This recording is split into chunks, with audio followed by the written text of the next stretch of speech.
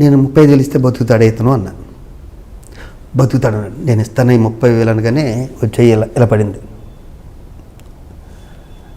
హనుమంతుడు వచ్చేయి. ఇంక నేను చెప్పాను నాకు ఒక బ్రెయిన్లో ఒకటి వచ్చిందంటే ఇంకెవరి మాట నేను 30,000 ఇచ్చేసానండి. 35,000 మా అసిస్టెంట్కి ఏదో ఫోన్ చేసి మొత్తం డ్రా చేస్తే అతనికి అయితే 30,000 అందజేశాను వితిన్ 1-2 అవర్స్లోనే. అతను వెళ్ళిపోయాడు.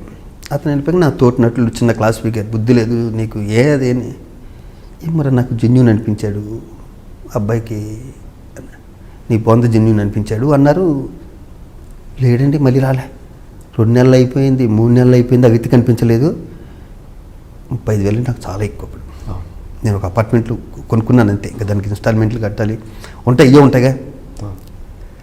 ఒక ఫైన్ మార్నింగ్ వచ్చాడు అతను, ఊర్లో ముగ్గురిని తీసుకుని, గౌడు వచ్చాడు. వచ్చి కాలదన్నం పెట్టాడు, కాలించుకున్నాడు. కరీంనగర్ దగ్గర అక్కడ వాళ్ళూరు. సార్ మా ఊరు రావాలి, మా ఊర్లో జాతర ఉంది, మీరు వస్తారని చెప్పేసాను అన్నాడు. బాబు ఎలా ఉన్నాడు? బాబు బాగున్నాడు సార్, బాబు ఊర్లో ఉన్నాడు, మిమ్మల్ని కూడా చూస్తానంటున్నాడు. సరే షూటింగ్ చేసాం. కరీంనగర్ కారు వేసుకుని కరీంనగర్ బయలుదేరాం. కరీంనగర్ దగ్గర ఊరు, మీరు చెప్తే నమ్మరు. ఆ రోజు నేను పొందిన ఆనందం నా లైఫ్లో పొందలేదు. అదే అనుభూతున్నాను.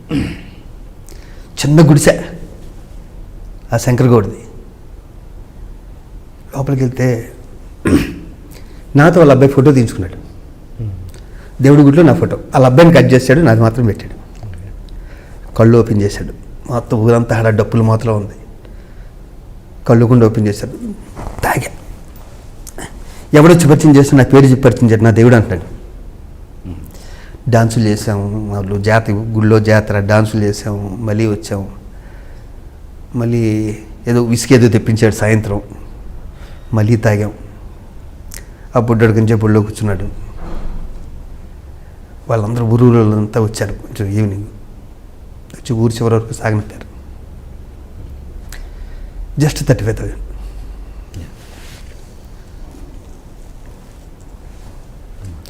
ఆ వ్యక్తి కిడ్నీ నాకు యాక్సిడెంట్ అయింది తెలిసి కిడ్నీ ప్రాబ్లం వచ్చిందని ఎవరో చెప్తే తెలియకుండా, చదువులేదు కాబట్టి, మా సార్కి నేను కిడ్నీ ఇస్తాను అని ఆ 13 రోజులు అక్కడే ఉన్నాడు.